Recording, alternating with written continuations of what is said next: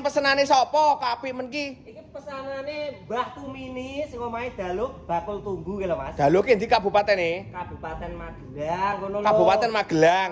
Lah kok Mbah Tumini gaul men tak tuku pawon mendinge kak ngene. Gaul omahe jidrat pawon omah cor-coran ki wis mboro ambrol lah. Mbora ambrol jabang bayi. Berarti wong iki trayo gaul ya. Modele kekinian Mas. Pesene ngene. Regane piro kuwi? 4.500.000. 4.500.000. Iki wis komplit Mas.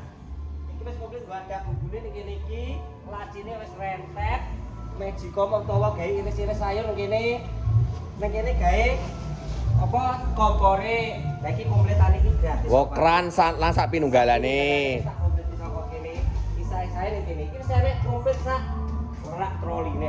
Jan gaul tenan Mbah Tumini ki, bakul tumbuh jebrak ya to? Bakul tumbuh jebrak ya bener kuwi. Nah, iki komplit.